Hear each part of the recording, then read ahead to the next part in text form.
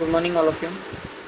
My name is Karpej Gambhir Chaudhary, and today's my topic is OOPS concept in Java. So, in object-oriented programming is a paradigm that provides many concepts such as inheritance, data binding, polymorphism, etc. So, Simula is a considered the first object-oriented programming language. The programming paradigm where everything is represented as an object is known as truly object-oriented programming language. Smalltalk is considered as the first truly object-oriented programming language. The popular object-oriented programming language are Java, C, PHP, Python, C++, and etc. The main aim, the main aim of object-oriented programming is to implement the real-world entities. For example, object, class, abstraction, inheritance, polymorphism, etc. So OOPS is an object-oriented programming system. Object means is a real-world entity such as a pen, chair, table, computer, etc. Object-oriented programming is a methodology or paradigm or design a program using classes and object. It simplifies software development and maintenance by providing some concept. First is object, second one is class, third one is inheritance, fourth one is polymorphism, next abstraction and encapsulation.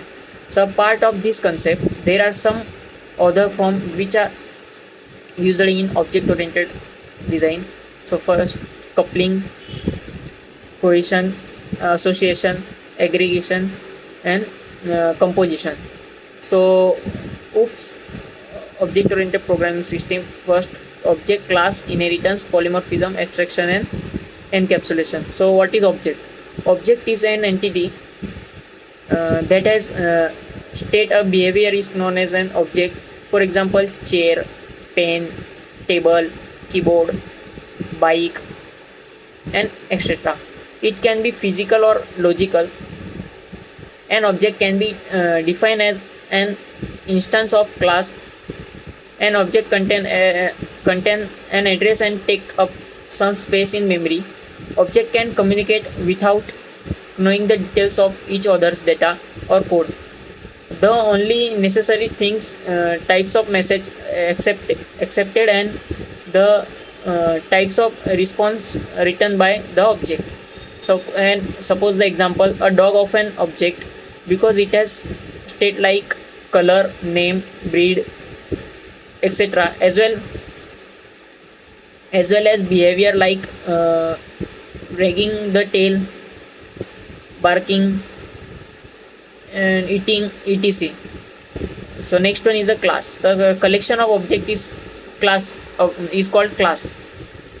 It is a logical entry. A class can also be defined as a blueprint of which you can create an individual object. Class does not consume any space. Next one is inheritance. So when one object acquire all the properties and behavior of parent class, it is known as inheritance. So it provide a code reusability. It is used to achieve runtime polymorphism.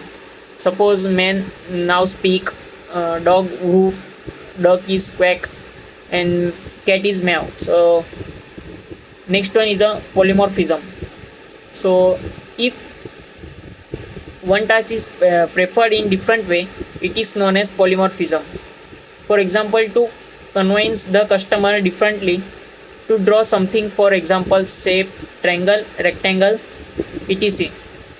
In Java we use method overloading and method overriding to achieve polymorphism. Another example can be speak something, for example cat speak meow, dog bark and roof, etc. So abstraction is a hiding internal details and showing functionality is known as abstraction. For example, phone call, we don't know the internal processing. In Java we use abstract class and inheritance interface to achieve abstraction.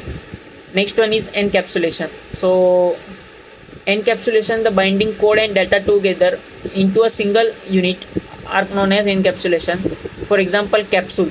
It it is wrapped with different medicine.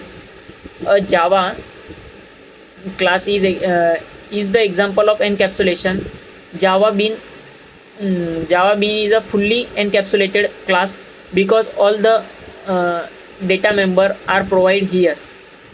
So next one is association. Association represent the relationship between the object. Here one object can be associated with one object to many objects. There can be four types of association between the object: one to one to many to one, and last one is a many to many. So these are the concept of Java. Thank you.